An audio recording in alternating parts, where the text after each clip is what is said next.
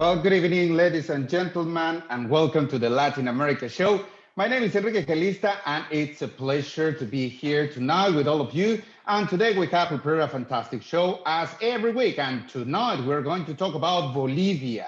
So we're going to have the opportunity to talk with many people, well, with three guests that we will have, that they are going to explain us a little bit more about Bolivia. We're going to know more about their culture, about the society, and about the different activities they are performing.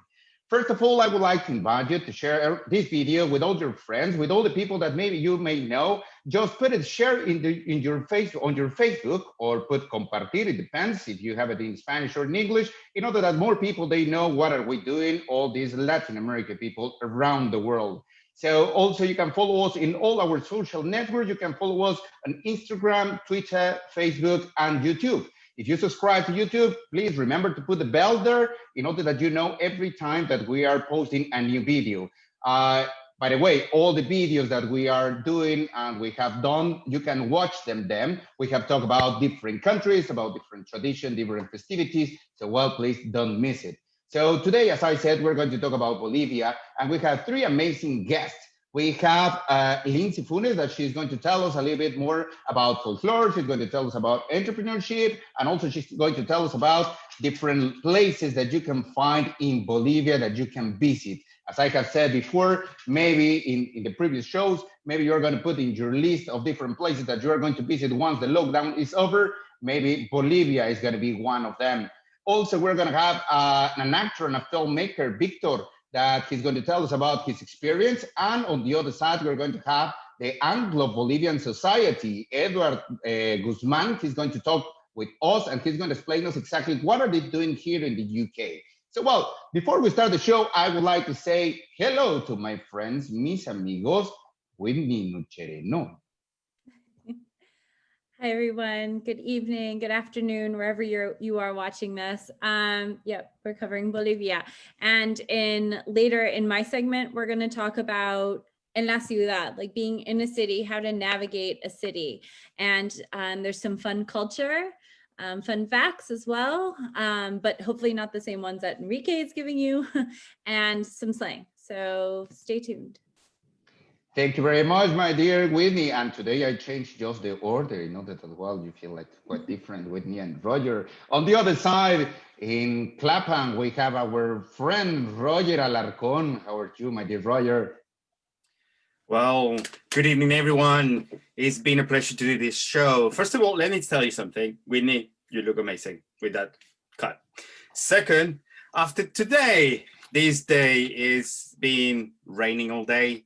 After some announcements of new phones, if you're ready to spend money, and I know the facts and a lot of graphs around the world and in the news. So this is the time to concentrate and have a good fun. This is some good news. So stay tuned. Okay, as Roger said, well, it's like good news. And part of the good news that we have is that tonight we're going to have prizes for the audience. Well, Lindsey is going to tell us later what kind of prize you can win. So, well, stay tuned, watch the complete program. Just pay attention to the different facts that we're going to talk. It's not going to be very difficult. You know that in the Latin America show, we love that you win prizes. So don't worry about it. It's going to be quite simple. So, well, let's start with some of the facts from Bolivia. So Bolivia, well, as you can see, there is a flag, and that is the colors, and that's the name. So, well, the flag, well, first of all, the name of Bolivia is coming from the famous Venezuelan hero that, well, it was of course, helping to get the independence from different countries. That is Simón Bolívar. So, well, Bolivia, the name is coming in honor to that hero. Also, the colors of the flag, they well symbolize different things. The red one is the blood of the heroes. The yellow is the richness and the natural resources that they have. And the green one is the nature, but also is telling us about the hope as a main value of their society. And well, in the middle, they have the coat of arms. And where is located Bolivia? Well, Bolivia is located in South America. It's in the middle of South America, as you can see, and has bordered with 5 different countries, with Brazil, Paraguay, Argentina, Chile, and Peru. And the main thing is that, well, it's like, well, as you can see, well, it's a country that they don't have an ocean. However, they are rich in the different natural resources that they have. And just the official name is the plurinational state of Bolivia. It has a population around 11.4 million people. It's interesting because, well, they have 36 official languages in their constitution. Some of them, they are the Spanish language, but also they have the Quechua, the Guarani, Aymara, and etc. Well, they have 36. So, well, it's very interesting because, well, it's one of the countries that they are like in their constitution, they have all these different languages in order that, well, all the different regions, they are represented. So all of them, they are official languages. The capital is La Paz, and La Paz is the highest capital in the world. So, well, we will know a little bit more about that, but it's like, it's above 3,000, more than 3,000 meters above the sea level. So it's the capital city, the highest capital city in all the world. And well, they have around 460,000 people. So it's not very populated because there are some cities that they are more populated than La Paz. Actually, La Paz is the 3rd most populated city in Bolivia. However, the metropolitan area, it has around 1.8 million people. And the 3 main cities that they are like, some of them that they have are more populated than La Paz. They are Santa Cruz de la Sierra, Cochabamba, and of course, La Paz in the 3rd order. The independence from Spain, it was the 6th of August of 1825. So they celebrate 195 years. And the currency is the Boliviano. The area is a big country. It's more than 1 million square kilometers. That is around 424 square miles. Just that you have an idea, it's almost the size of Colombia in Latin America. It's bigger than Turkey, and it could be around 4.5 times the UK. Some of the exports that they have for the world, well, to the world, is the natural gas. They have a lot of precious metal ore, zinc, gold, and soybean.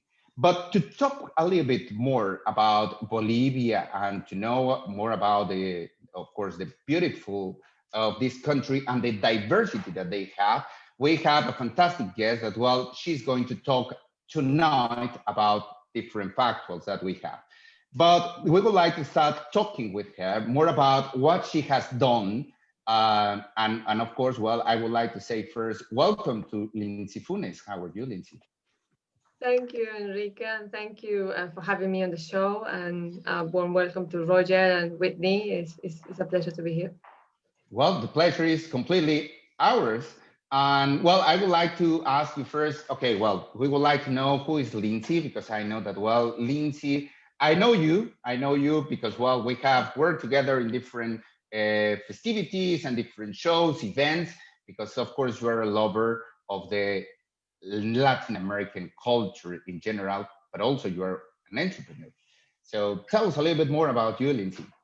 Well, yeah, well, I'm from La Paz, Bolivia, like you said, the highest administrative capital of Bolivia and in the world.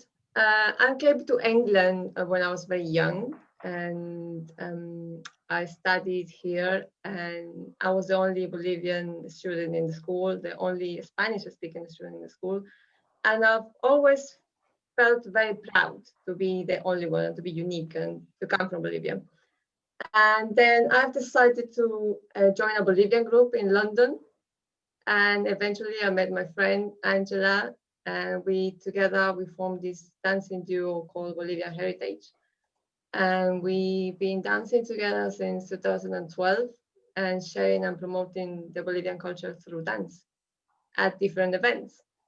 And we've been very fortunate and very lucky to be part of different events, we mainly wanted to focus on doing something different.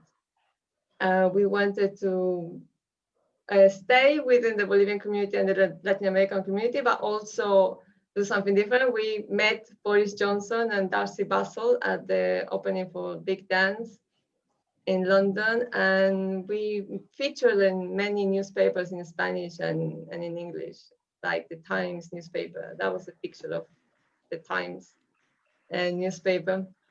And we've been lucky to be able to show our beautiful country through dancing. And eventually we took part at the World Travel Market, which is obviously the leading global event of the travel industry in London. We participated there for over 6 years. And we managed to be on the front cover of the official daily magazine 3 years. And it was a really nice surprise for us. It was a great experience, and to be able to see Bolivia represented on the front cover of a leading travel industry event, it was amazing.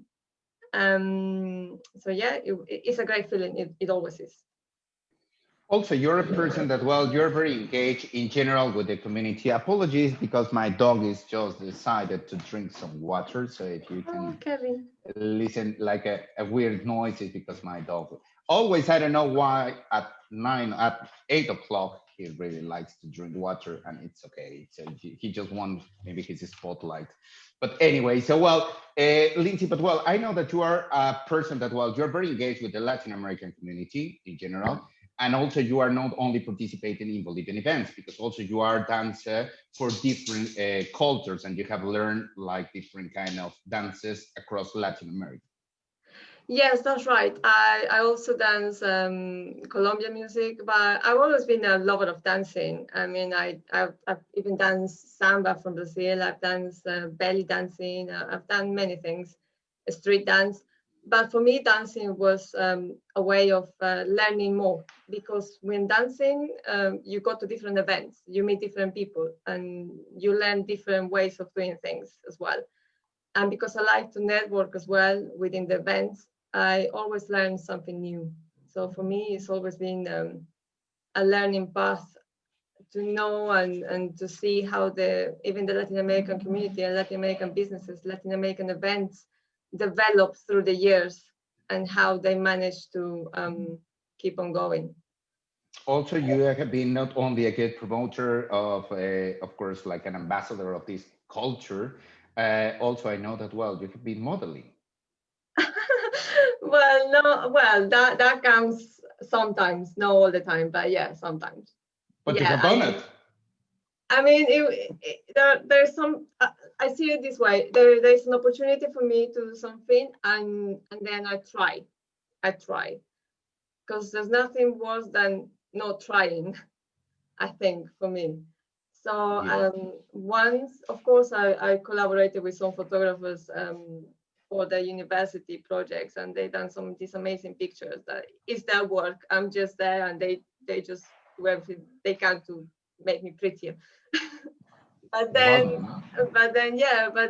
also there was this opportunity to be modeling here in St. Albans. And St. Albans has this cathedral, which has the longest nave in the country, in the UK. And there was this opportunity to model in this fashion show. And then I went on to the casting day. It was the last day. I was probably the last one to audition. And it was just maybe just for a laugh. I told my friends, let's go and let's just have a laugh and see what happens. And I just want to know what they're going to ask. What is this going to be about? And then we said, okay, let's go. And then I was the last one to audition, and they managed to say to me, yes, come to the fashion show. So yeah, so these are kind of opportunities that I can say, yes, I took part in this event, and it was then named the fashion event that had the longest catwalk in the UK. Okay, and just like, and well, I know that, well, it's like a part of the, well, you have done this modeling, and we're going to talk about part of the entrepreneurship later, yeah, because I know that we're going to talk something else. But well, it's like, you as a Bolivian, Yeah. Uh-huh. What places or which places do you recommend us to visit, or what do you consider that they are like places that people that they are planning that, well, maybe it's like maybe they are intrigued about Bolivia as well as what do you recommend that they could visit? Which kind of tourist places they can go to? Well, there are so many places. Bolivia is such a beautiful country, and I say it myself because obviously I'm Bolivian, but I've heard it from many people, and it's amazing. Bolivia has some of the most amazing and natural wonders and diverse landscapes in the world, from the Amazons to the Andes. Of course, Uyuni Salt Flats is probably the most visited and admired destination of our country, thanks to its extraordinary landscapes, which are unique to the world. And it also has the largest reservoir of salt and lithium in the world. I would probably recommend also Lake Titicaca, which is the highest navigable area in the world. And of course, if you're a wine lover, I would recommend Tarija, which is in the south of Bolivia, and is distinguished by its hospitality and the high quality wine that they produce. And they also offer tours for visitors. But also, coming from La Paz, I would recommend, if you are a player of golf, to visit La Paz. It has the highest competitive golf course in the world at over 3,350 meters above sea level. And also Caranavi, located outside La Paz in the Yungas region. And it has the biggest coffee region of Bolivia. And lastly, I would recommend Madidi National Park, located upper north of La Paz. Is one of the protected areas beholding the largest biodiversity in the world. So I would recommend probably those places, but that's Salar de Uyuni, and it's amazing. Yeah. And which one is the one that is like your favorite? You can say, well, every time that you are going there, you really like to go to this one. I think Salar de Uyuni. I think it's one of the popular because it never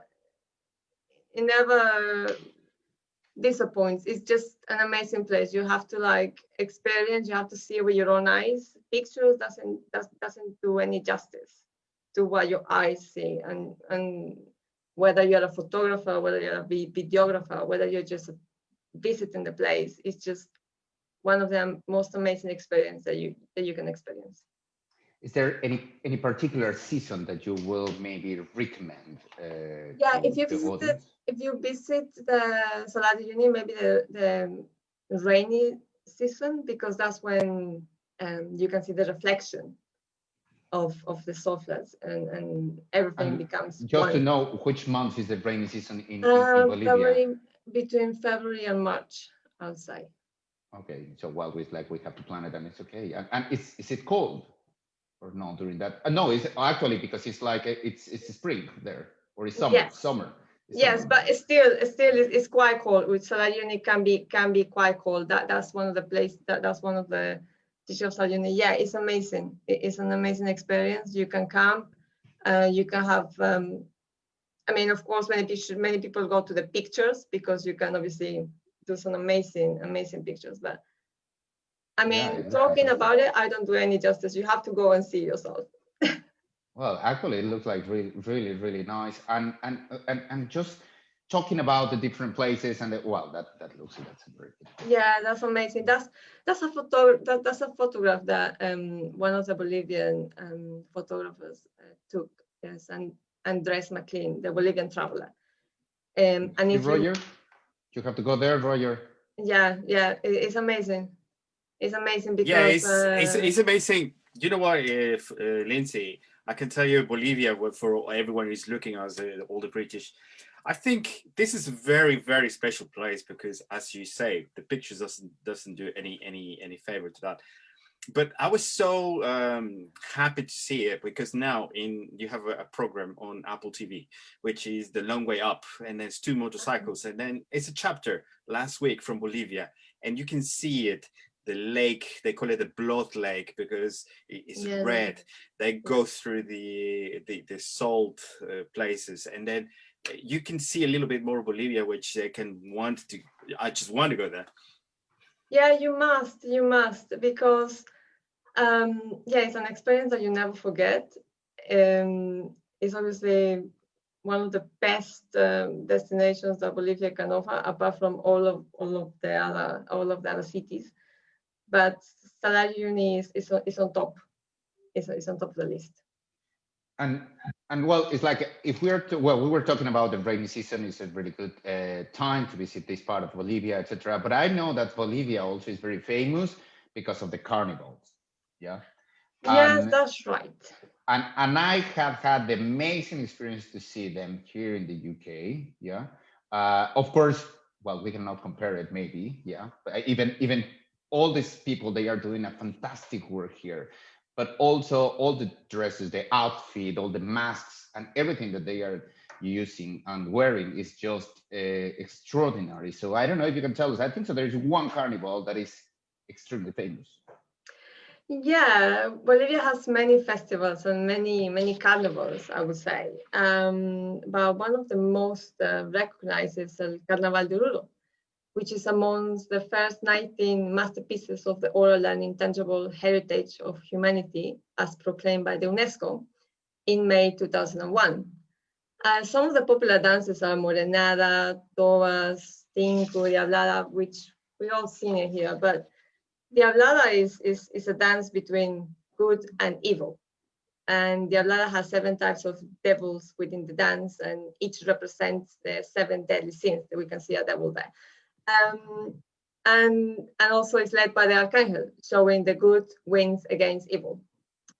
And it's probably one of the dances that capture the attention of the public the most because of the outfits. But every single dance has its own history, and they're very colorful. And people who have been there and people that told me that have been there, they say, wow, it's an amazing feeling. It's all the energy that you can feel from the dancers and the music.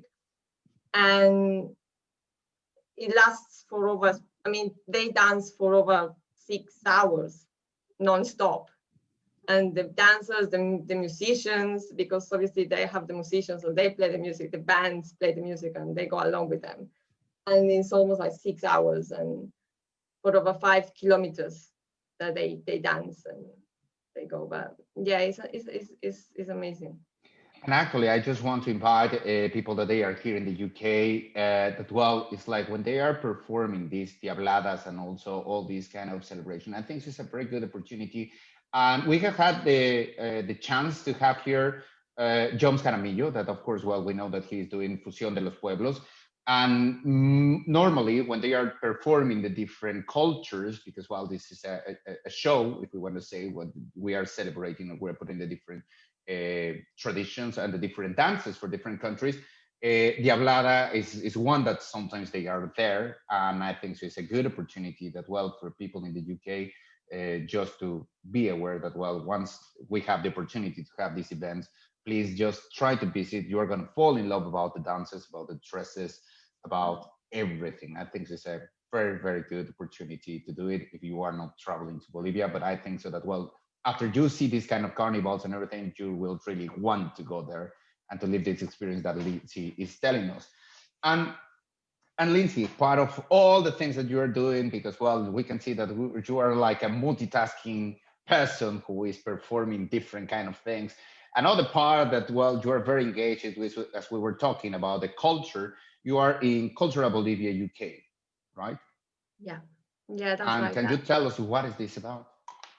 Yeah, that's a platform that I've created because at the time, many people that knew me, obviously they know that I'm from Bolivia, and many of my friends were from Latin America or English or European, and they always turn to me and say, oh, you're from Bolivia. What can we find here in the UK from Bolivia? And every time that they invited me somewhere into the houses, or you always have to bring something, and everybody used to bring something from their country, or maybe from Italy, Spain, or something. And I never could find anything from Bolivia here in the UK at the time. And I was looking online, and I couldn't find any place where you can actually find these things. And then I created Cultural Bolivia UK because I think there was the need of the reference point for someone interested in Bolivia to find information about Bolivia, to find products about Bolivia, and to be informed about what's happening here in the UK relating to Bolivia. Well, I think it's a good opportunity for everyone just to know more, and it's just to getting closer, and that's the goal of this program, in order that people, well, they can find more information. So also we're going to put the link here in the commentaries, you know, that the people they are interested, they can find more information about cultural Bolivia. And well, let's go to the next part, because I think so that, well, you want to tell us a little bit more about one particular product that is very popular in Bolivia. Right. And also normally these kind of products, I don't know why people, they are very interested in. Yeah, I mean, because of obviously the page of Cultural Bolivia UK, that's when we are trying to help with letting people know about Singani, which is a national Bolivian drink. It's made of Muscat of Alexandria grapes, white grapes, and it's very, very Bolivian. You can't make it, you can't grow the grapes anywhere else in the world. It has to be made in Bolivia. And an interesting fact is that in Tarija, where they make it, we have 1,700 meters above sea level, and that's where everybody else in the world stop growing anything. They don't grow anything above that. But in Bolivia, that's when they start growing the grapes. So this affects obviously the grapes, the flavor, the aromatic of the Singani. And last year, I actually had a chance to go to the event for the launch of Singani 63 here in the UK. And I've met the award-winning film director, Steven Soderbergh, who fell in love with Singani, with our Singani. He was filming the Che movie in Bolivia, and one of the Bolivian casting directors invited him with a glass of Singani. And then, as he told us in the event, he said that he had a tried of the Singani, he tried it, and he said, hold on a minute, I have to call vodka and say it's over. You know, I met someone. I met someone in Bolivia. So basically, that was like he fell in love instantly with the Singani. And I felt so proud hearing that story, because it was like, yeah, you know, it's ours. It has never been exported outside Bolivia. So maybe that's why many people are not very aware of it. And he then took it to America, because he said, this is too good to just stay in Bolivia. Everybody needs to know about this. It's amazing. And then he's now bringing it here in the UK, which is obviously even better for us. What I have here. Actually, while you were talking about it, it sounded so good that I just Googled it, and they have it on the Whiskey Exchange one. So if you want to buy some, which I know I'm going to do after this, so just for the audience.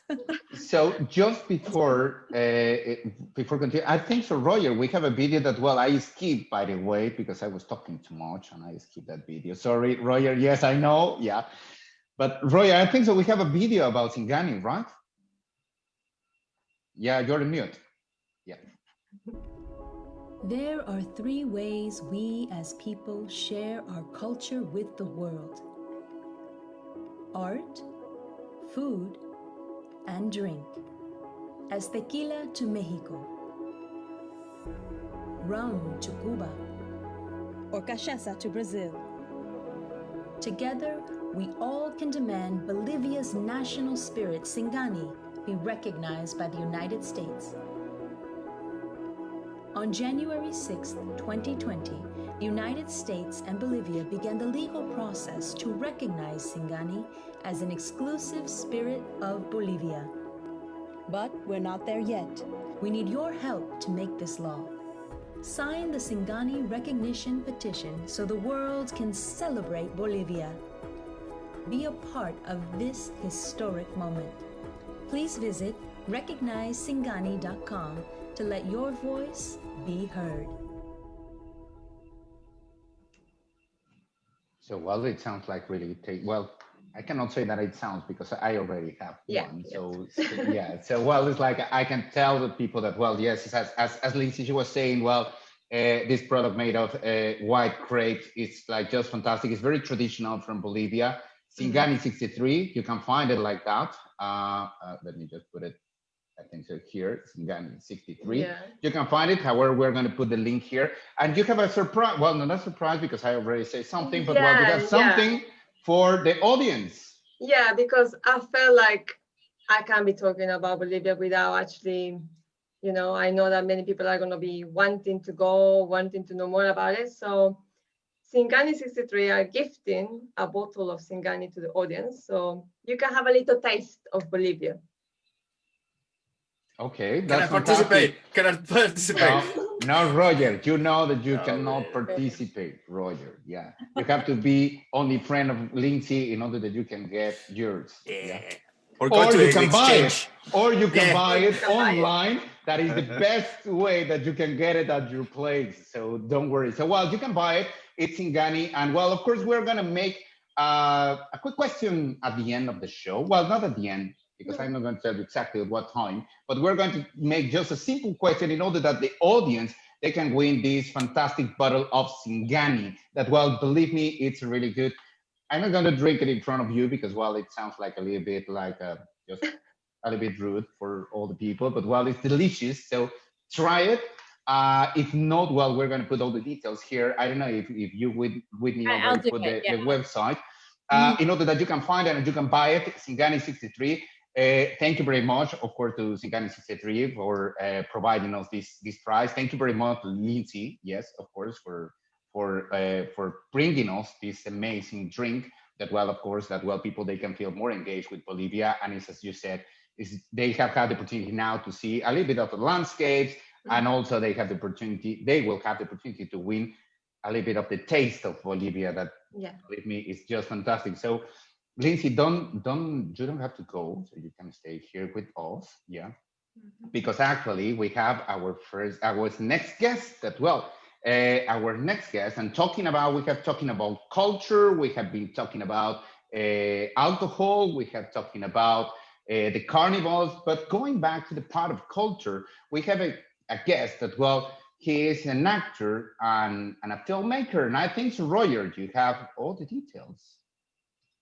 Yeah, of course. I was thinking I'm gonna just introduce him, but no, he's done a reel, so let's watch it.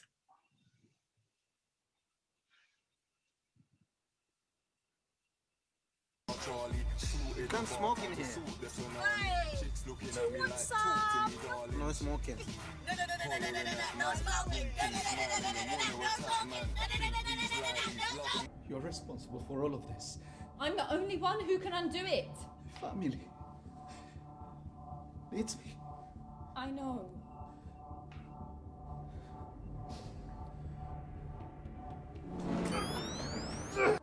Awareness here. You know, the people, the places, it changed, and I felt that I didn't fit no more until I came back and it was different. It's different. I think I know what you mean. You know. Well, give a welcome to Victor Rios. Welcome to the Latin American show. Hello, guys. Thank you for having me here. Well, it's been a pleasure. I mean, and also an honor having people from Bolivia and talking about themselves, about experience, about the history and the way to reach this point. But Victor, tell us a bit about how these dreams start. Well, really, it didn't actually happen until I actually got to the UK. It was actually quite a surprise because I just stepped upon, and it was because my mom goes to church, and then she would encouraged me to go with her. And therefore there was like these drama lessons in church. And then eventually I sort of like had the feeling like, I really enjoy this. And I remember back then when I used to be in Bolivia, like growing as a child, how much I enjoy arts, dancing, music, but I never saw it as an opportunity to follow a career on that. And I think in the UK, I was able to sort of express and find opportunities. Well, you mentioned something very, very important, and I would love to just emphasize on that. So in your childhood from Bolivia, how was it? You've been inspired for that. Tell us a little bit more about that. It's been lovely to actually hear and see everything that you guys been talking about previously. It's just fascinating how Bolivia is so, diverse and so folkloric, I would say, from different departments or different, places in the country. And I know that the influence of the art is so strong, because since I was a child, all I remember was always, taking part in dances. They would actually encourage us to sort of dance in any sort of event, Father's Day, Mother's Day, the day of like the department, or the day of like the country. And it was always, arts as well, like theater, music.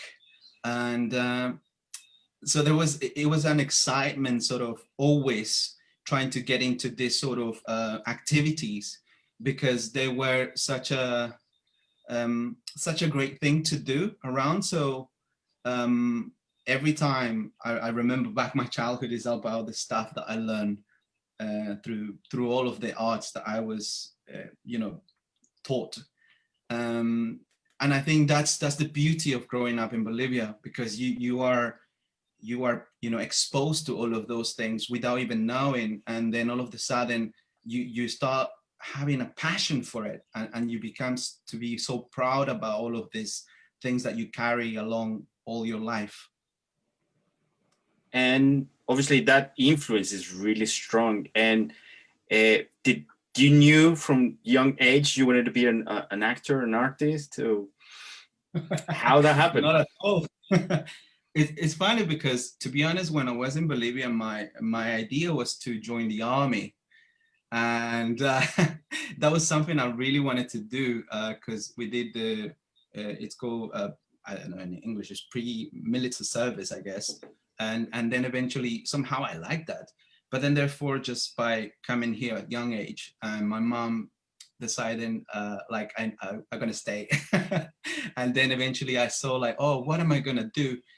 And then all of a sudden I realized that London has such a lovely and strong presence in theater and arts, and how much is value that.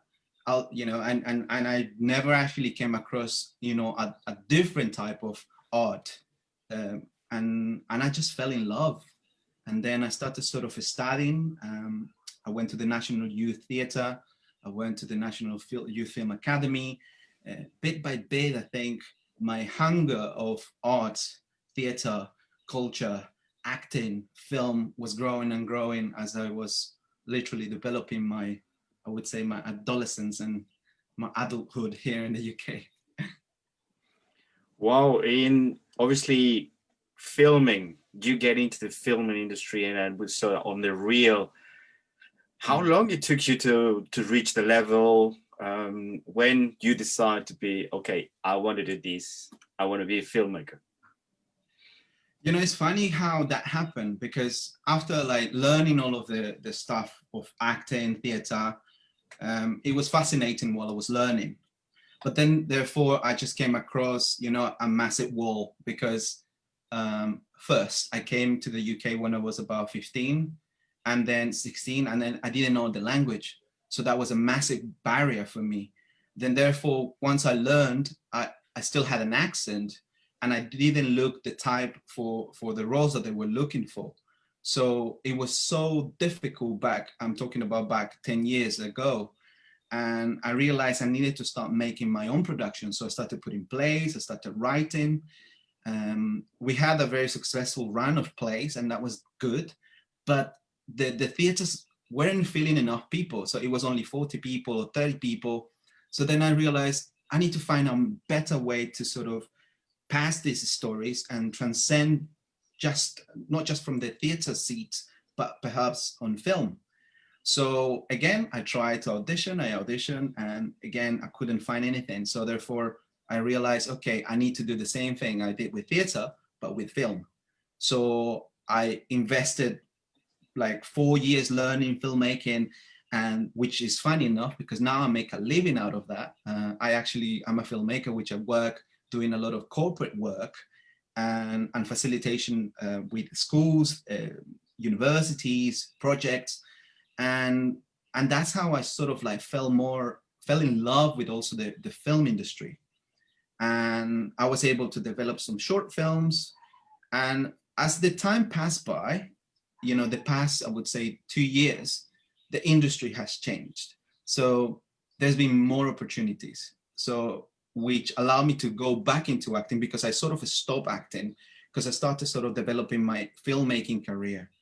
And not long ago, I went back because all of a sudden with all the massive blockbusters like Black Panther and, all of these films that sort of highlighted the diversity made a quite great impact in the industry. You mentioned something very, very important now. Now is more diverse. But for example, as a Bolivian, as a Latin American, how the British people embrace you? Well, it's funny enough because similar like Lindsey, I was actually in college the only Latin person there.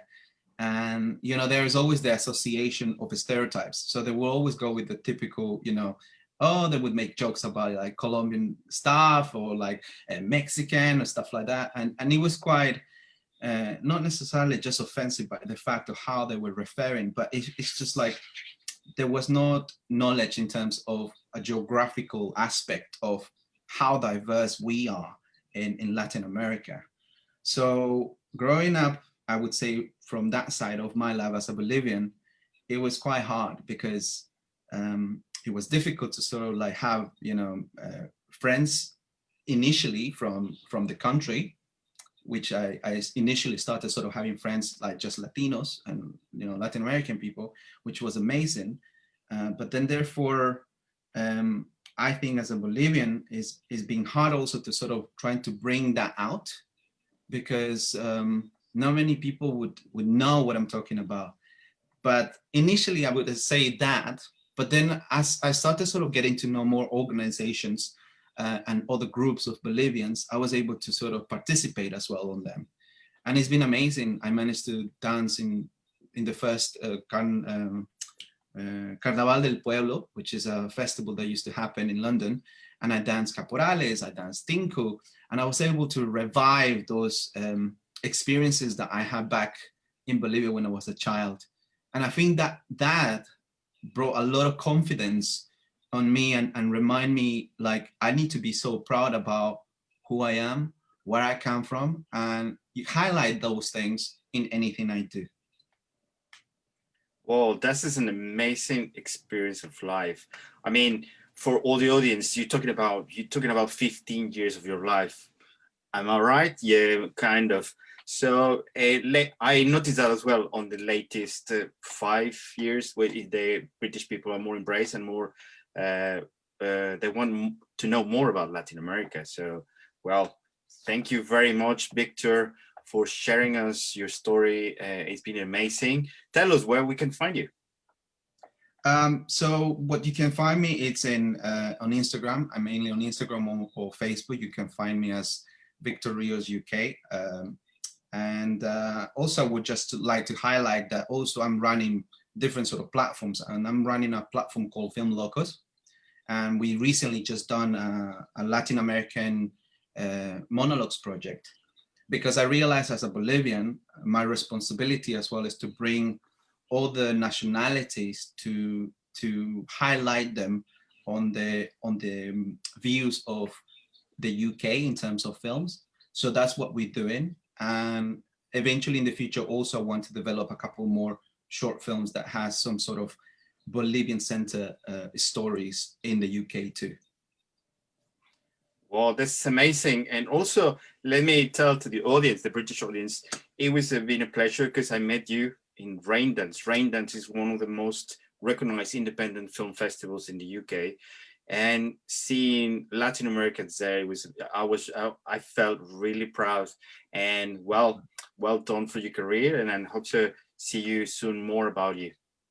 Yeah, absolutely. Thank you for having me and enjoying the show. Well done, guys. And don't go, because at the end we have a Whitney section with the Spanish, so you're gonna have good fun. You say this every time. It's almost like revenge. I love it. Sorry, Whitney, we have to do it. It's part of our job. So yeah, no worries. So well, thank you very much, Victor. Yes, as Roger said, please stay with us. And well, of course, we are going to ask you later on how you can win this bottle of Singani 63. That is a fantastic drink. So well, we're going to tell you how you are watching us, you can win. You know that everything we are doing online, so please don't miss. We're going to tell you soon how you're going to win it. And don't worry, it's not going to be a difficult question like, for example, tell me all the history about the Carnaval of Oruro or something like that. No, it's going to be quite simple. So don't worry. I just want to take some time to say thank you very much to all our friends that they are connected, and some of the commentaries that I can see here that well, Abhijit that well is thank you very much, Abhijit. He's saying evening team, Latin America team, Bolivia. Yes, Bolivia. We're talking about Bolivia. Liliana Beck that she's saying good night to everyone. Gary Dancy, that is evening all. And also, well, Liliana is talking with Gary there. So thank you very much for making these all connections, all of you. Well, they are asking me to show my dog, but well, my dog now is, I don't know where. So, well, it's like I cannot show my dog right now. But well, Russell Maddox, our friend that he was here with us last show or the previous one? Last show, I think so. 2 shows ago, Nicaragua. 2 shows ago. Yeah. And well, he's saying Viva Bolivia. And of course, well, he's recommending Salar de Uyuni, which is amazing. Also, Gary Nancy, she's commenting that, well, it's like, it's one of my dreams to go to Salar Uyuni. And also, well, Russell, he's talking about the Carnaval del Pueblo, and also, well, these Diabladas and Morenadas that we were talking that, well, if you are here in the UK, in London, well, you will have the opportunity to try it. Carolina Cordova, who is saying beautiful Bolivia, and of course, well, is Santa Cruz de la Sierra. So while we're posting also the places that you can buy Singani 63, thank you very much to Singani 63 and to Lindsey for bringing us this kind of opportunity to taste it. Later on, we have here some fans from Patricia Cajias, who is saying Victor Rios is amazing actor. Antonio Bombon, who is saying nice stuff.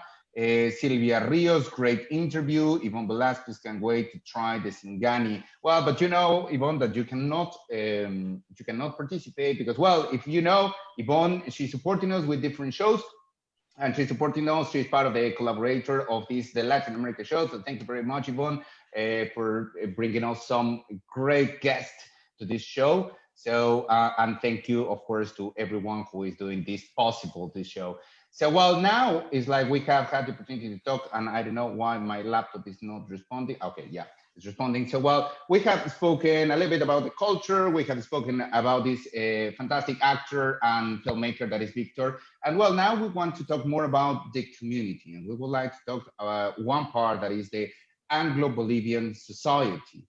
And the Anglo-Bolivian society, what is the role? They are here in the UK. So we have the opportunity to have here Ed Guzman, that he is a member of this Anglo-Bolivian society. So good evening, Ed, how are you? Hi, good evening. Thank you very much for having me on the show, Enrique. It's a pleasure to be here tonight. The pleasure is completely is ours. Well, Ed, I would like to know more about, if you can tell us, first of all, what is the Anglo-Bolivian Society? What is this organization? What are you doing? Sure. So the organization is quite old, actually. It started in 1992, and it was aimed to promote like a cultural, social, and commercial relations between Bolivia and the UK. There are many Anglo-Latin American societies around, and so one of them was the Bolivian one. So its aim was to do that. was to promote cultural, social, and commercial relations between them both. Okay, well, that sounds good. And well, it's like you said that, well, it's quite old. And how they are promoting this kind of, it's like a chamber of commerce, I can imagine, like similar, like a chamber of commerce, so part of the activities, right?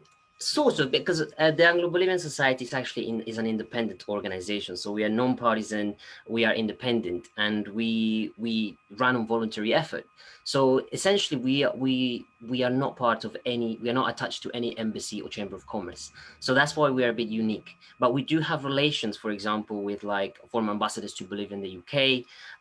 We have relations with the Foreign Office, with Chevening scholars from Bolivia, and also with like the ILAS, which is the Institute of Latin American Studies. And so we do a lot of different events. It could be a cultural event, a musical event, an artistical event. But these are things that have gone has been going on through a process, because we started off very formal, I believe, all those in 1992, as it was formed by former ambassador to the UK from Bolivia, Gary Prado, and Baroness Gloria Huca, and he was Viscount Montgomery of Almen, who was an OBE. They founded the organization in 1992. So as you can see there's a Baroness Gloria Huca who was actually in a 25th year anniversary, which we celebrated just 2 years ago. And so we were at the Houses of Parliament. We had a very nice event there, very well attended, many different like figures in the community as well. And so it was kind of amazing to have like this sort of development that we had. We've gone from strength to strength. We've actually, for example, events that we do, we had to revamp in a way, because that's when I came into the organization. I came in the organization in 2014 because of our co-chair now, because Winston Moore brought me in to do some of the media revamp. So I created, for example, the first website, and to increase our followers on Facebook and sort of social media, because we wanted to transform, we wanted to become a society that was not so much formal, but we could go and inform the bigger much population that we have in London. And so that was one of the things that we've done. So events, for example, we do events like Year of the Quinoa event, which was sponsored by the UN. And so the superfood, the grain superfood, which is Bolivian as well, and is one of the main exporters in the world. So there is that, which was organized by the Bolivian government at the time, and it went all over the US. It was in Milan, was in Paris, was in Madrid, and it came over to London. So we supported that event through the embassy as well. So we had those type of events, which are really like they show Bolivia, they show Bolivia in a different way. We also had, for example, things a bit more educational, like lithium, for example, was a market price, Bolivia's future on it, the implications, the developments, and the potential, the untapped potential that Bolivia has, because we just seen amazing pictures about our uni, and it also has pretty much a business-like setting for these things, which will be going in the future with battery-powered cars and Tesla cars and all sorts of things, which could become made in Bolivia. So that is one of the things that we sort of want to give the population more information about this sort of like these sort of topics that we have on our platform. And Ed, one question now that, well, we're facing this COVID, etc. Well, because, well, it's like, as you were telling us, mainly they were a lot of events that you were promoting. Now, are you still doing these events, but it's more like in a, well, as now we have like all these kind of virtual platforms, or are you now like in a transition in order to move for these kind of platforms? Yeah, of course, we are in a transition at the moment. I think it's one of our challenging times for us because of the pandemic. We've been adapting to new ways of doing it. We prefer to have it face-to-face, dealing with people all the time. But and because we like to network afterwards, we like to have a bit of wine, or we like to have a nibble, we have to have a chat, and this is where the conversation's going, and this is where we grow the community. So this is one of the main things that affected us a little bit, because now we have to do non-presential events, and in that regard, we have 1 or 2 more events going. They're in process. We still like want to check what we want to do. Perhaps it will be an arts exhibition. We don't know how to do it online. It's a big challenge to do that online, because we have speakers, or we have a couple of many, and we have loads of people. But the good thing is that a lot of people from Bolivia may be able to watch us as well, because one of the things we've done is moving forward is we've done not just English events, but we've done it in English and Spanish. So it means that both populations, both can come and see our event. If it's in Spanish, I think Bolivian people will watch it. But one thing that we did do so far in these challenging times is we went in to do collecting resources, donation. We did a donation campaign for the first time. We brought like PPE equipment for Bolivian frontline workers, and it was a massive campaign, and we did very well, and we're still doing it now, and hope to carry on that in the future. So these things are, in a way, these things are bringing new things for us as well, new challenges, and hopefully new, like we raise the bar every time. I have a question for you. Sure. As an educator and as a teacher, I always feel like some of the best ways to let people know what you're doing and to educate is by looking at the younger generations. So I've seen like in some of the photos that a lot of these events are attended by adults, but have you ever thought of or ever have held events for like young, maybe not like younger kids, but like teenagers, like almost like young adults, university, just to spread the word and like I said, to start educating some of the younger ones so they can spread the word as well. Yeah, of course. Yes. It's also one of our challenges as well, because that's what I was probably brought in a few years ago, to start basically Facebook and to get things going in that respect. We do get students who are like PhD masters or who are undergrads who actually come to our events because they are involved. They really like to do things about which perhaps are political, economical, or environmental, and so they come and see our talks. But to get the younger generation going, that's why we started doing events in Spanish. Historic. We had one of our biggest events was Revolutions of Bolivia, which was a history of Bolivia from 1952 to today. It was an all-day event, basically from 8 a.m. in the morning till like 6 p.m. in the afternoon. We had all sorts of people coming in and going, and we did have like sort of younger people coming as well because they want to learn with their parents or something. So we starting to get that momentum going, and we also started a small between us. There is more council members who are slightly obviously of a younger generation coming with fresh ideas. So I think it's a start going that way as well. So we are a bit more relaxed. Yes. You need help, you can just come and give all my classes for me. And English, whatever. But no, we'll be in touch because I would love to support that. Thank you. Thank you. Also, Ed, I think so that you want to share something with us, and hopefully you are not going to spoil Whitney's part, because normally Whitney's trying to tell us some. I already sent him a message. Okay, well, let's see. Yeah. Don't spoil it. But don't well, spoil you know it. what, Ed? Don't worry if you do it, because normally she's No, part that I'm doing. Right. So feel free to do it. I will be very happy to see that in case that you are spoiling things from Whitney. It doesn't matter. But well, I think so that you have some facts that, well, they are important in a way that, well, they could be like more like fun facts or facts from Bolivia that people they should know. And as we used to say in the show, it's like the best way to know a country is knowing their people. And this is the way that, well, we can have like this kind of, we can get closer to all the audience that maybe they are not Latinos or they are like people from different parts of the world. So tell us a little bit of these facts that you have. Okay, so interesting ones. Okay, so the first one, smashing one, Brazilian nuts. Do you, actually, they are not Brazilian. They're actually Bolivian. Brazilian nuts, or they're called Amazonian nuts. And the Brazilian nut name stuck because it was first exported from Brazil. So the name just literally stuck from there. But in fact, Bolivia is 80% of the world's exporter of the nuts.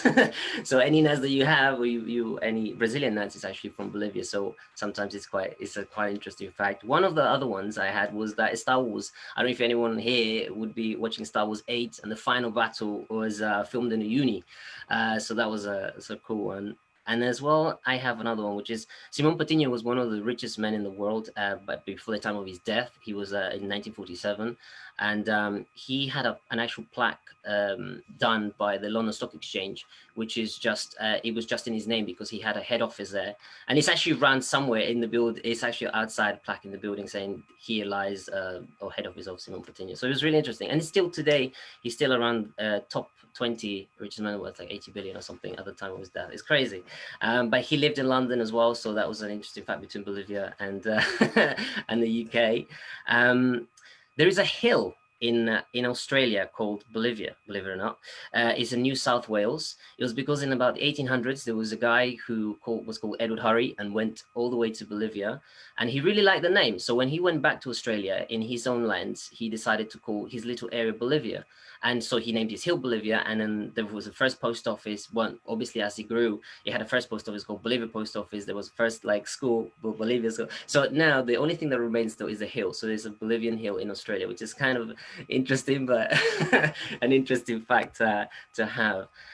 One more, I think it would be like Valle de la Luna or Valley of the Moon, which is a very attractive. So it's an attraction in La Paz. It was actually given his name by the famous Neil Armstrong, who went to Bolivia. After being in space, he came back because he could see Uyuni from space. So he wanted to see Uyuni. So he was a main guest of honor by the mayor of La Paz, and he was going down the city to do I think it was a golf course, or was going to his hotel. I'm not really sure about that bit of the story, but he went down this hill and then he saw the rocks. So he stopped by and he said, "This is the sort of rocks I saw in the moon." And then he called it the Moon Valley, and the name has stuck ever since. So they call it Moon Valley because of that. And the oldest civilization in the world, in Latin America, or at least in South America, is the Tiahuanacu culture, and which has been said to be the Lost Atlantis. And we can debate on that, but I don't think we have enough. Yeah, absolutely, yeah. So those are quite the facts that I probably people. And I have one more fact. The fact is, I'm gonna say it again. Is we saw Bolivia just recently, the last week, on the way up, which is very famous. Everyone's got access to that. And if you haven't seen it, just see it. You see Bolivia, and then you see all the places where you're telling me is the biggest mirror. What the rains, the salt on top is the biggest mirror on the world. You have the most populated city on the high altitude. And the images and the city, I was in love with that, so I want to go there.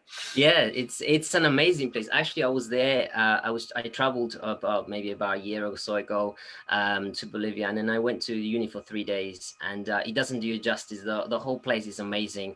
I was there. That's Laguna Colorada, which is one of the most amazing, breathtaking places I've been to. It's about 4,000 meters above sea level, so like you need a bit of water to get going, but it's great. Like I really enjoyed it, and as well you can see the stars, you can see the Milky Way actually at night in the evening. It is mind-boggling, like it really is. It's a very good experience going there as well. Yeah, I can totally relate. Well, definitely, we need to create we need to do a crowdfunding or something to travel all around the places that we have seen in this show. And well, we have seen only just a bit of the different countries because, well, it's like, of course, we know that, well, all the countries, they have a lot of cities. As for example, Lindsey, she was telling us, there are different seasons that we have to go there and to visit them because they have different traditions and we have to enjoy it and we have to know more about the culture. So, well, it's like, I think it's a very nice opportunity for all the people, or all the audience that they are watching us as well. Maybe you can look more information about getting in touch with, of course, the Anglo-Bolivian Society, checking, for example, and we already post all the different details here. Yvonne support us putting for example, where can you find Victor Rios and the different things that they have done. We have put about Singani 63 that remember that, well, you can win a bottle of Singani 63 and also, well, about Carnaval de Oruro, etc. That, well, all the things that Lindsey, she was telling us also, I think so, a great opportunity that, well, you can reach out more about Bolivia because I think so that, well, they are like, it's a country that they have a lot of things to show to the world that, well, it's like maybe sometimes we don't know them.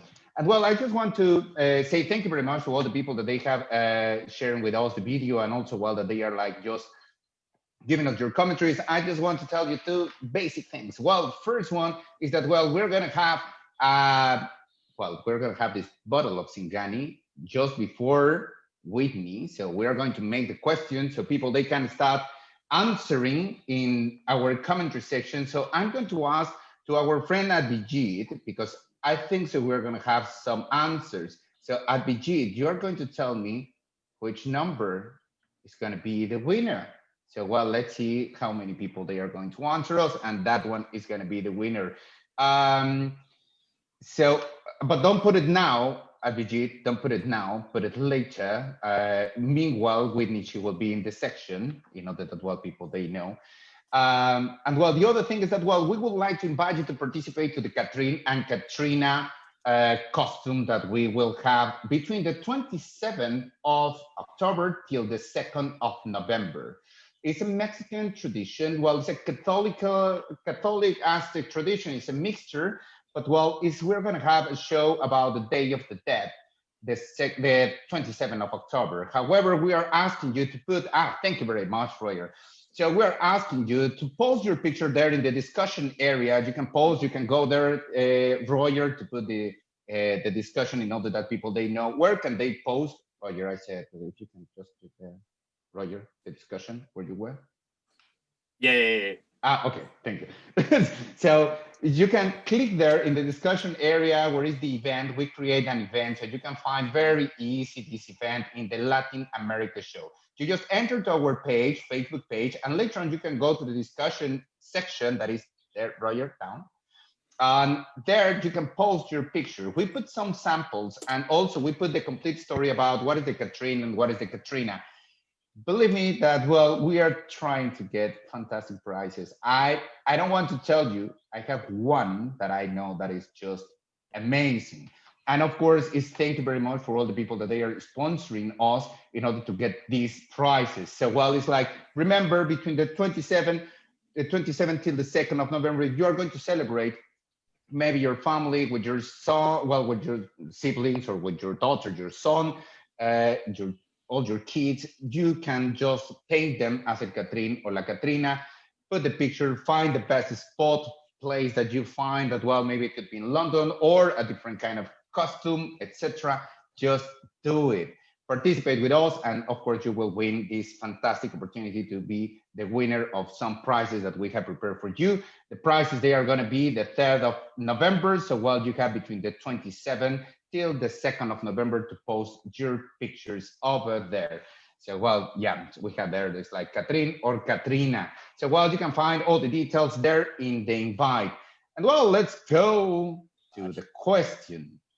Before going with Whitney, let's go to the question. What is the question that we're going to ask you? And please answer here in the commentary section. So the question is going to be very simple, and just correct me, Lindsey, if I'm incorrect, but well, please tell us what is the main ingredient or the fruit that Singani 63 is made of. So that is just the question. So, well, people that they have correct the answer, they will be the winners. And now let's go to Whitney Nuchereno section. Fun. Okay. So while everyone is answering that question. And nobody's going to pay attention to you, but it doesn't no one's matter. No. I'll get their attention. Don't worry. Okay. Hola a todos, bienvenidos a Making Spanish Simple. And tonight we are going to continue the conversation about Bolivia. There's so many things I could have done tonight. We could have talked about all the different languages apart from Spanish. We could have talked about indigenous groups. I know we talked Guarani last time in Paraguay. Right now, in most of my classes, we are currently studying living in a city and how to navigate through one, and advantages, disadvantages of living in one. So since most people who travel, like pre-COVID and hopefully post-COVID, fly into big cities, that's their first stop and sometimes final destination. So tonight, we're going to start talking about how to get around a city. So here are some key words. Okay, I have to move this just a little. Oh no, I cut off the picture. That's okay. All right, we have los lugares, which are places in the city. So we're gonna talk about that. But first, we're gonna look at a verb that's recorrer. So viajar is like to travel, but within a city, tú puedes recorrer una ciudad. And we have, of course, la ciudad, which is a very common word that you'll see in one of the next few slides. Which means city, and anything that ends in AD, like la ciudad, is feminine, like la ciudad, la comunidad, la sociedad, etc.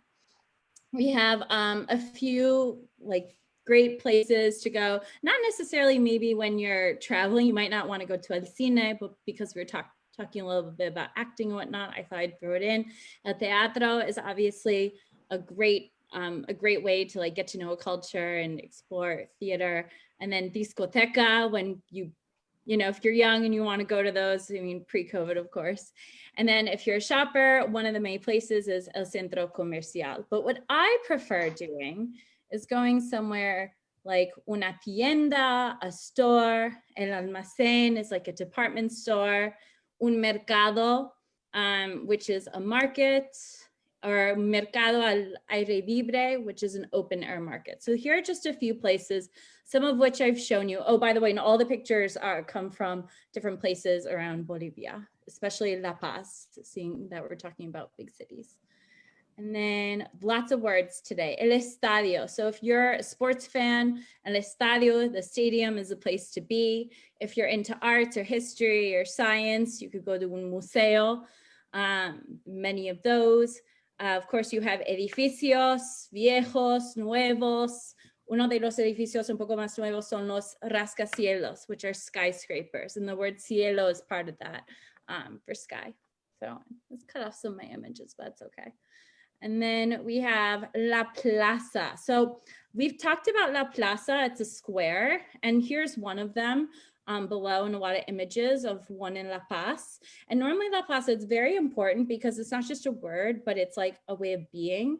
It's where people congregate, catch up, hang out, and they're very integral to Latin American culture. So fun fact that wasn't spoiled yet about this plaza, La Plaza Murillo in La Paz. The original clock on the Bolivian Congress building, which is part of the plaza, has been replaced with a reverse, dubbed the clock of the South. And it's a mirror image of a traditional clock. Its numbers are flipped and its hands move in a counterclockwise direction. And the clock is intended to become a symbol of the Southern Hemisphere, mirroring the natural motion of the shadow of a sundial, which moves anti-clockwise in much of the Southern Hemisphere. And a backwards running clock is perhaps a fitting symbol for the Bolivian people, whose two main indigenous groups, Aymarans and the Quechuans, are the two groups that are unique in the world in viewing the past in front of them and the future behind them. So that's a fun fact about that clock, which is in one of the big plazas, Plaza Murillo. And then of course we have the word el barrio, which is a word for neighborhood, very important when visiting a city, knowing what barrios, que barrios debería visitar. And then, like I said, I'm teaching this in my classes, so it's really important, especially when traveling. You have a lot of ways to say indicaciones. Some people say direcciones for directions. And before we talk about directions, a few key words you need. One of them is la acera, which is the sidewalk, or as we say here, pavement. Here in the UK, I mean. La avenida, avenue. We like cognates. We have la calle, which is street. La cuadra, which is a city block. La dirección can mean direction, also means address. And la esquina, which is corner. Lots of words today. And then of course we have el letrero, which is a sign. El puente, which is a bridge. El semáforo, semáforo, so una luz is a light, but un semáforo is a street light. El tráfico, y cruzar, doblar. Okay, so cruzar means to cross, and we're gonna get into that in a minute. Doblar o girar is to turn, like a la izquierda, a la derecha, y estar perdido o perdida is to get lost. And this takes the verb, so you might have remembered that I've mentioned in past episodes that there are two verbs for the verb to be in Spanish, ser y estar. And ser is more permanent, like your origin, like what you do for a living, like what you're like. And then estar is more temporary. So one is not always lost, so we use the verb estar. And we're gonna go back to this. This will not be the one time I do this, and I'll post this picture in the comments. You can see the words a little bit better. But if we go from like the top to the right, and then, my right at least, girar a derecha. So last week you heard me talking about like a la derecha, a la izquierda, or 2 weeks ago when we were doing Nicaragua. And I was talking about like surfing and waves, a la izquierda, a la derecha. So you have girar o doblar a la derecha, to the right, or girar, doblar a la izquierda, to the left. And then if someone's telling, and this is in case like you're asking for directions in the street and you know your smartphone might not be working. These are some great words. Seguir or continuar both mean like to go. In this case, like todo recto, that goes straight, or stay straight. Atravesar, you have atravesar, you have cruzar. Cruzar la calle se usa mucho, un poco más, like to cross. And we're going to talk about that in a minute. Dar la vuelta is to like turn around. Parar, to stop. And then subir is to go up. Y bajar is to go down. And I will post a picture of this so you can see it a little bit better. And speaking of cruzar, I'd like to take this time and teach a little bit of culture. Okay, so in 1995, due to the many deaths of pedestrians, the mayor of Bogota, Colombia, sent actors and mimes in some of the busiest streets of Bogota to help try and minimize accidents and help pedestrians cross streets. But Bolivia took it a step further. In 2001, big cities in Bolivia, such as La Paz, young students dressed up as zebras or cebras to help animate the pedestrians in the city and aid them to cross the street in a safe way. The idea was adapted to have young people, like maybe university students, dressed up as zebras, patrolling the worst known areas to teach road safety and motorists to motorists and pedestrians alike. The animal was chosen because the pedestrian crossings are known as the zebra crossings, not just in Spanish, but like they are in English. And so it grew beyond anecdote and skepticism to be designated as a cultural heritage of humanity in 2014, as reached other cities such as Santa Cruz de las Sierras, Bolivia's second city, Tarija, Sucre, etc. And this helped inspire Colombians on how to best implement a system to best protect pedestrians. And in 2012, this initiative was called Zebras por la Vida, Zebras for Life. This is where the citizens painted colorful zebra stripes on busy streets in the country's capital so pedestrians could cross safely. And this is just one of the many examples on how big cities across Latin America are stepping up to improve the way of life for their citizens and, of course, tourists. And hopefully when we can travel again, you can go to these cities and experience how wonderful they truly are. On another side note, there is a great, lots of culture tonight. There's a great cortometraje or short film called Desconexión, which is known as Disconnection in English, directed by Yesid Benavides from Bolivia, where you can see La Paz, and there's a clip of the zebras with the crossing. And it won an award at the Cannes Film Festival and is available on YouTube with subtitles in English, which I'll post at the end of this episode if you'd like to see it and you're not a Spanish speaker or you want to hear a little bit more Spanish.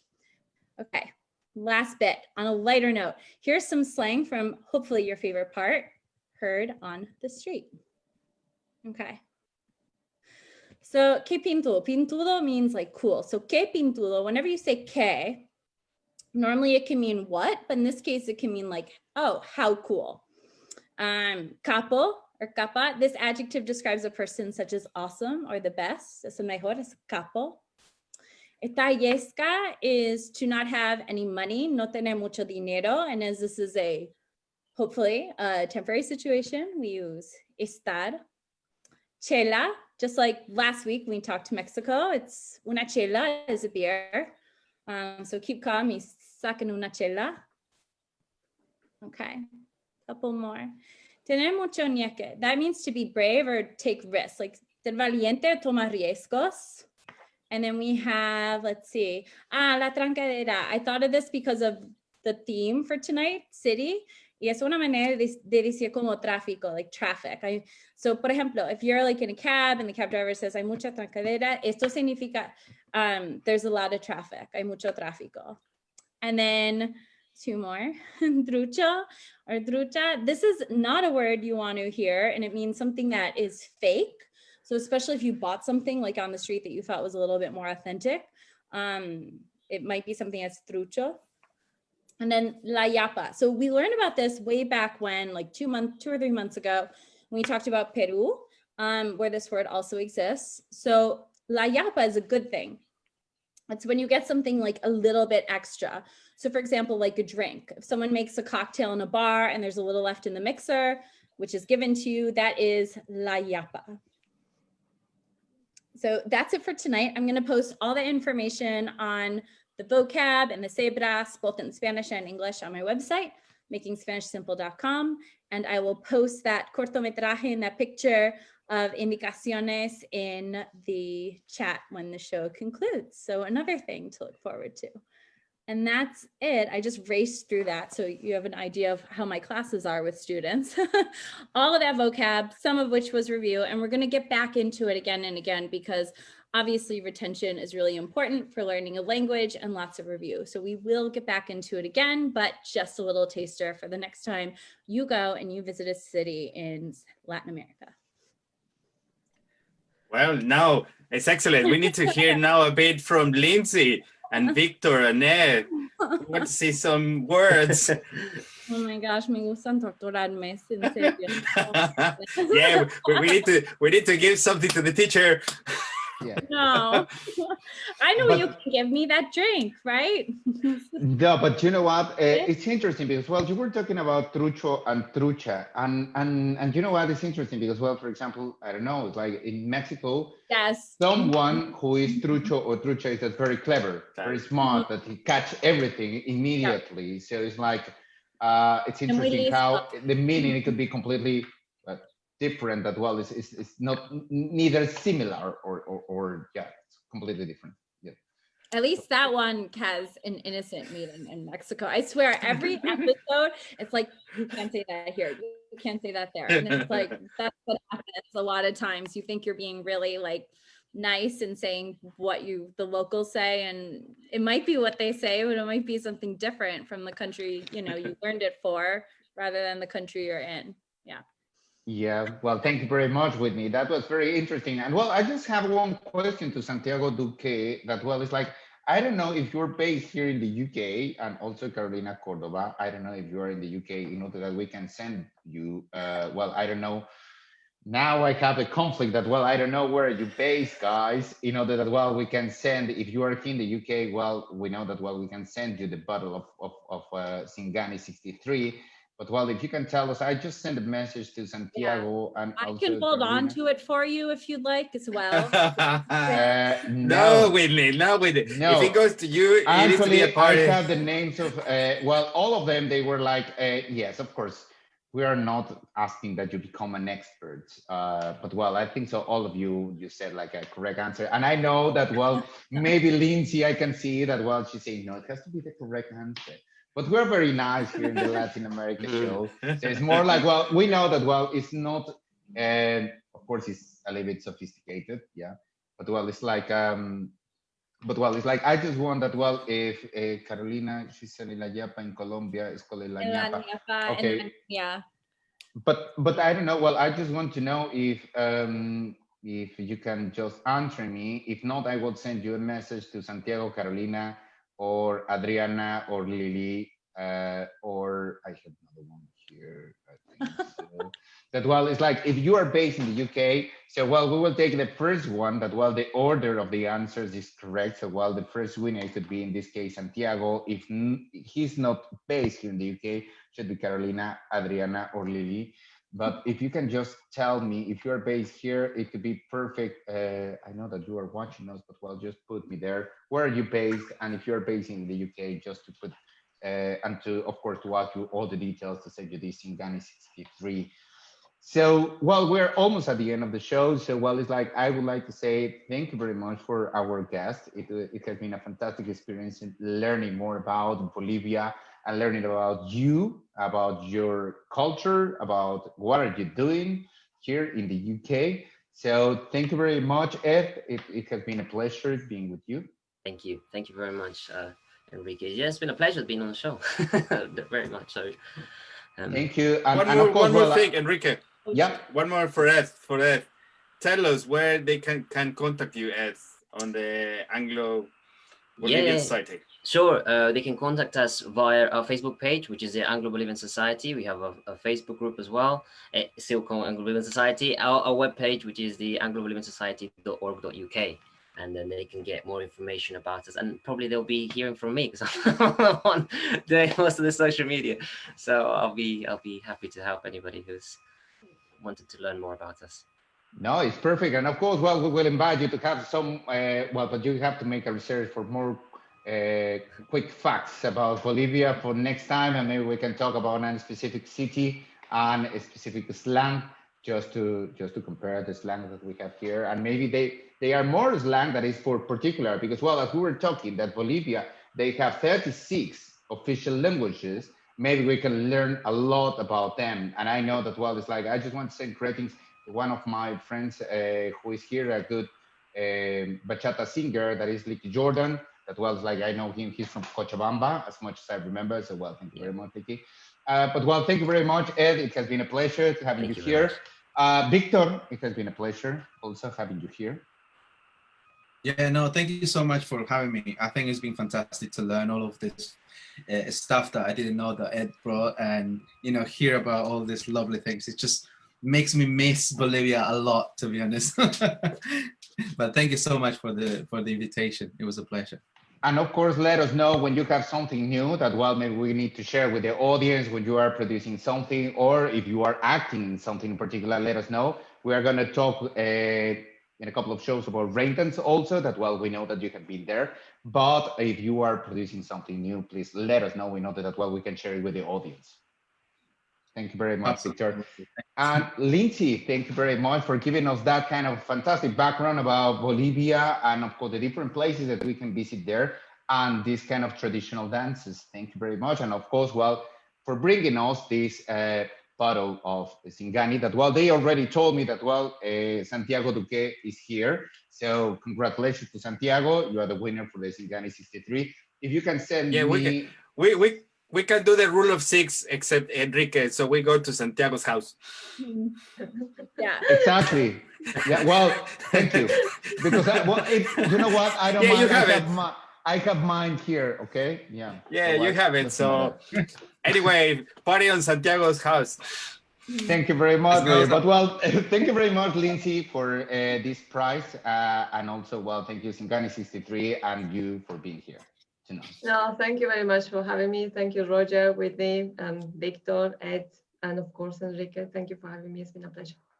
Thank you very much. And, well, of course, well, I know that somebody is going to spoil this moment. So, well, thank you very much, Whitney Nuchereno. First of all, to Lily, I definitely will. I think we should do a quiz at the end of the Making Spanish Simple segment. So I'm on that. Thank you for that idea. So next week, we are going to talk about, who are we going to talk about? Chile. And I'm really excited because of the caliber of guests. They're always wonderful. And to talk some new topics, which you will see next episode. I don't want to spoil those unless Enrique is going to spoil them, then I might. But might have to do with art and food, but you'll see. And thank you to our guests tonight. It was a fun show, and I will post everything in the comments below about my segment. Thank you, Whitney. You already spoiled it, so don't worry, I don't have to do anything else. So, well, it's like a Roger Alarcon. Thank you very much. Well, thank you very much to the audience. Thank you very much for our fantastic guests, Lindsey, Victor, Ed. It's been a pleasure to know more about Bolivia, and for a British audience and everyone who speaks English, they know more about Bolivia, this fantastic place. When we can travel now, you know now where to go. So thank you very much. See you next week. Thank you, Roger. And please, I just want to remind you all to check the Latin American Show Facebook page. Go to the event section, check the different details, that you can participate to this fantastic contest that we're going to have. It doesn't matter which nationality you are.